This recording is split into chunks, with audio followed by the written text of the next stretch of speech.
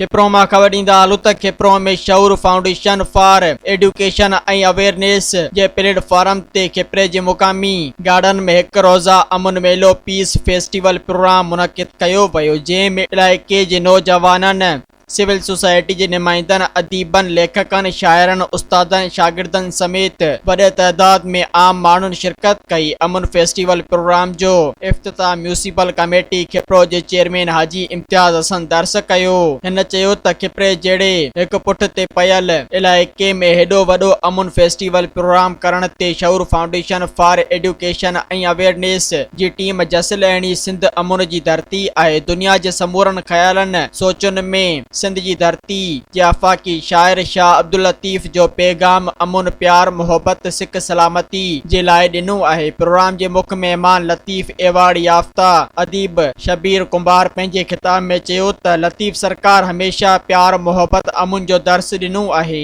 सिंध अमन जी गहवारी आहे। मोइन जे दड़े मां लदल शयूं, इन्हनि मां को बि हथियार न मिलियो आहे। इहो हिकु दुनिया जे सभिनी माण्हुनि लाइ हिकु वॾो मैसेज आहे। उस्ताद लेगारी पंहिंजे खिताब में चयो त सिंध लतीफ़ आहे, लतीफ़ सिंध आहे। अचो त मसावात, प्यार, बराबरी, अखुवत में हिन दुनिया जे माण्हुनि खे अमन जो दर्स ॾियूं। जॾहिं त प्रोग्राम के नौजवान बासलाहित मुक़र्रर Kabir Bhil, Arbab Ali Samejo, सिकील दोराइमू, doctor Govind गुरडो, Haidar Ali Samejo, Hamida Shabir, M Juman comber, नूर मोहम्मद गज्जू ऐं ॿियनि ख़िताब कयो। जॾहिं त प्रोग्राम जे पैनल डिस्कशन में वेठल नौजवाननि स्कॉलरनि चयो त खिप्रे तालुके जी तारीख़ में हेॾो वॾो इवेंट करण ते शऊर फाउंडेशन वारा जस लहणनि। प्रोग्राम में मुख़्तलिफ़ स्कूलनि जे शागिर्दनि टेबलोस खाका पेश कया। मिली नगमनि ते लोक रक़्स, डांडिया ते ख़ूबसूरत रक़्स कयो वियो। जॾहिं त रोशन तारा स्कूल जे शागिर्दनि, शाइन पब्लिक स्कूल अथुंगो जे शागिर्दनि धमाल सां प्रोग्राम खे चार चंड लॻाए छॾिया।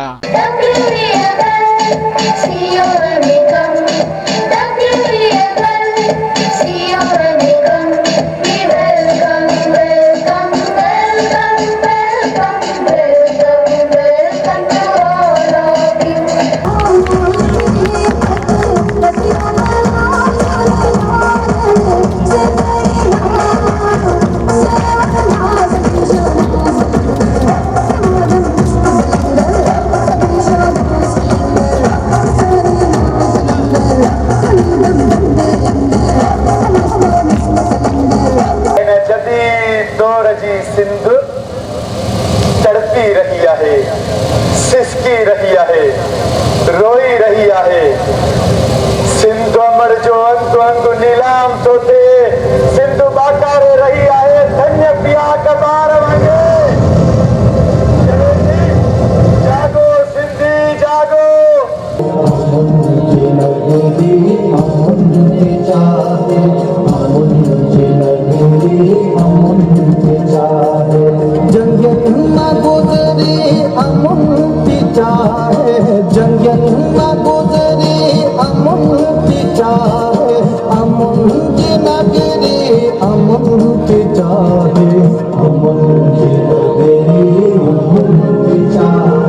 अमन फेस्टिवल मेले में किताबनि ऐं सिंध जी सकाफ़ती शयुनि जा स्टॉल सजाया विया। शऊर फाउंडेशन फॉर एडुकेशन ऐं अवेयरनेस जे programme manager Syed Akhtar Ehsan, head of media group Asif, Arsh Mehtab Jaipal, Suraj Jaipal, Pooja Kumari, Maria Jumman, Ghulam Ali Rajar, Faisal बोजदार, Mansoor comber, मासूम मुस्तफ़ा कुंबर, मुर्तज़ा, अयाज अली लेगारी, गुल हसन कुंबर, मकसूद अली, प्रोफेसर खुदा बख्श समेजो, यूनिस कायमखानी, इम्तियाज अली कुंबर, रमजान चन्ना समेत सिविल सोसाइटी के माण्हुनि, साफ़िन समेत शागिर्दनि, उस्तादनि, वालिदैन बड़े तादाद में शिरकत कई। इस तरह के प्रोग्राम होने चाहिए और अमन का मैसेज हर किसी को देना चाहिए। जो नई नस्ल आ रही है उसको भी पता होना चाहिए कि अमन के लिए किस तरह कोशिश की जाती है।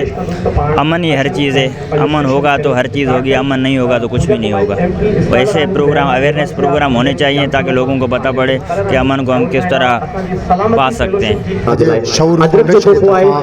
डॉक्टर सुलेमान हलफोटो के पांच स्टेट के मुस्तफा कुंबर के अजरत जो पेश करता सभी जी भरपूर तारीफ डॉक्टर सुलेमान हलफोटो साहब हिन लेवल जो हिकिड़ो डॉक्टर सुलेमान हलफोटो जो असांजे सलाम के सही तालुक आहे सो जे लाइट इस्लामाबाद जी उन तक में नासास थी वई सो साईं जी मेहरबानी है जो के व्हाट्सएप कॉल ते समो एंगेज कयो आहे सिंध सलामत वाली धरती जो महीनो हो सो आऊं साईं जो उन हवाले सां शुक्रगुजार आया तो मुझे हक रवादारी धरती आहे राया थे जो साईं जो में पाण में प्यार मोहब्बत गाइड में साईं सलाम जो तमाम घणी मेहरबानी प्रोग्राम में हिकिड़ो सिंबल आहे सलामती जे हवाले सां अमन जे हवाले सां पूरी असां जो अगियो मुकरर आहे उन हवाले लाइ सां चरण सिंह अचो त पाण गॾिजी हिसे जो कमु करियूं इन क़िस्म जा प्रोग्राम थियणु खपनि हीअ प्रोग्राम ॾाढी सुठी विक खई वई आहे ऐं आउं मुंतज़मीन खे मुबारकबाद थो ॾियां त उन्हनि अछड़े तरह जे लागू शहर खिपरे में ही प्रोग्राम कयो आहे इन क़िस्म जा प्रोग्राम ई आहिनि जेके समाज मंझां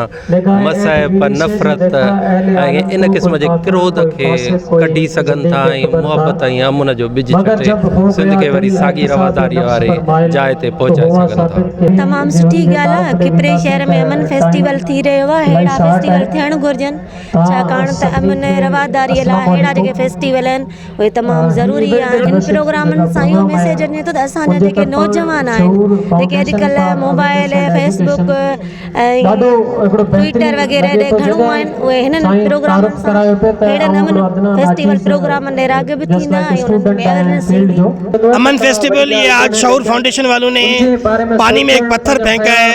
ऐसे प्रोग्राम करने से हमारे जो नौजवान हैं उनको अमन भाईचारी रवादारी का एक बहुत अच्छी सी इंफॉर्मेशन मिलेगी, नॉलेज मिलेगी। ऐसे प्रोग्राम होने चाहिए। जैसे कि सिंध जो है ना वो कदीम अमन की धरती है, रवादारी की धरती है।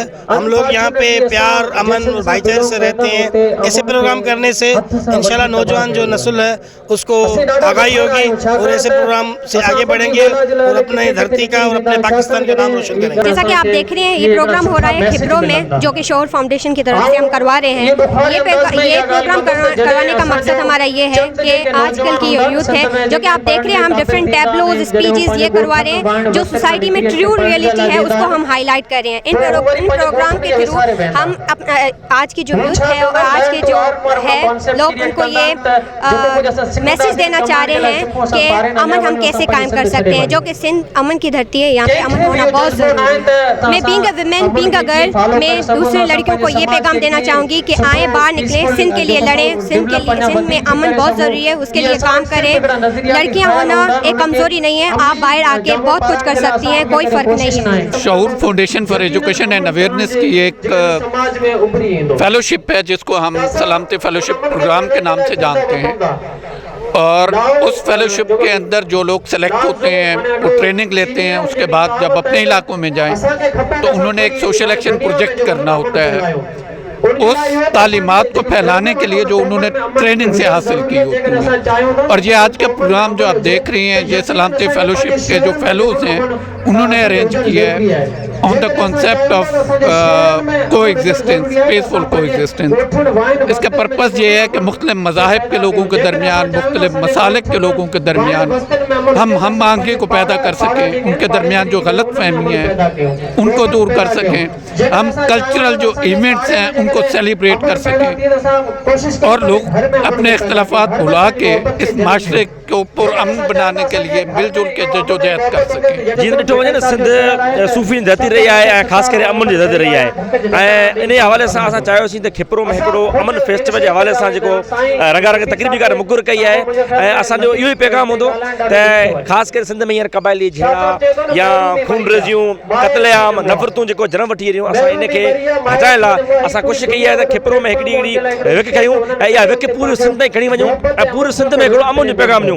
जेका असां भिटाई वारी सिंध आहे जेका असां विसारे चुका आहियूं असां सिंध खे ओॾा खणी वञूं ऐं सिंध में हिकिड़ो अमन वारो पैगाम ॾेई जेके माण्हू स्ट्रेस जो शिकार आहिनि, परेशानियूं शिकार आहिनि, ख़ौफ़ मुब्तला आहिनि ऐं माण्हू नाउमीद थी चुका आहिनि ऐं असां उन्हनि खे हिकिड़ी नई उमेद ॾियूं त न असांजी उहा साॻी लतीफ़ वारी जेका अमन जी धरती आहे ऐं असां अमन जी धरती जेका आहे उन में अहिड़ा मेला कराए ऐं पूरी दुनिया खे हिकिड़ो अमन वारो पैगाम ॾेई सघूं था। खिपरो में आज पीस फेस्टिवल मुनक़िद किया गया है जो Shaoor foundation for education and awareness की जानिब से और हमारा इस इवेंट को ऑर्गेनाइज करने का जो बेसिक मकसद है वो ये है कि यहाँ के नौजवानों को, शागिर्दों को और यहाँ की जो स्पेशली गर्ल्स हैं और यहाँ के हमारी सिविल सोसाइटी है उनको एक्सपोजर देना कि अच्छा जिसमें उनकी कुछ लर्निंग हो सके। अॼु ही अमन फेस्टिवल थी रहियो आहे ऐं खिपरो में असीं सभु गॾु आहियूं ऐं असां इहो महसूसु कयो आहे त अछड़ो थर थरपाकर ऐं सांगड़ ऐं उमरकोट ही सभिनी ज़िला जेको आहिनि हिते तव्हां ॾिसो त भाईचारो आहे, डाइवर्सिटी आहे ऐं मज़हबी हमांगी आहे। त घणनि अरसे खां पोइ असां ॾिठो त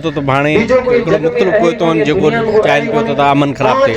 असां ही नंढड़ी एक्टिविटी कई आहे जंहिंमें तव्हां ॾिठो हूंदो ॿार आहिनि, नंढड़ा ॿार आहिनि, अदियूं आहिनि, भेनरूं आहिनि, सकाफ़त आहे, किताब आहिनि, अमन आहे ऐं उहो अमन सां रिलेटेड जेको बि सेशन वग़ैरह तव्हां ॾिठा आहिनि इहे अमन थिया आहिनि। त असीं चाहियूं था त जेको मज़हबी हमांगी जो जेको खितो रहियो आहे सिंध उहो जारी ऐं सारी रहे। असीं नथा चाहियूं त हिते को अफरा तफरी फैलिजे, को गड़बड़ थिए या को शयूं इंतज़ार फैलाइजे। असीं हज़ारनि सालनि खां हिते अमन सां रहिया आहियूं ऐं भाईचारे में रहिया आहियूं।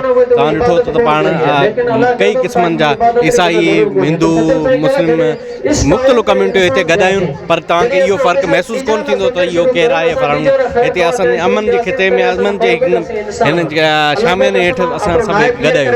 पीस अमन मेलो जेको हिकु ॾींहं जे लाइ हिते लॻायो वियो आहे ॾाढो बहितरीनु मेलो आहे ऐं असीं चऊं था त अहिड़े क़िस्म जा जेके मेला लॻा वञनि ताकी जेके बि हिते जा ॿारड़ा माण्हू आहिनि या जेके नौजवान आहिनि उन्हनि सभिनी जे लाइ हिकिड़ी बहितरीनु हिकिड़ो मैसेज आहे, हिकिड़ो बहितरीनु पैगाम असांखे घुरिजे सभु पाण में गॾु मोहबत सां प्यार करूं। जॾहिं त प्रोग्राम में आयल संपूर्ण महिमाननि खे सिंध जी सकाफ़त अजरकुन लोहनि जा तोहफ़ा ॾिना विया। मज़ीद ख़बरनि ऐं तफ़सीलात लाइ विज़िट कयो असांजी वेबसाइट www.awamiNewsHD.com ऐं ॾिसंदा रहो अवामी न्यूज़ HD।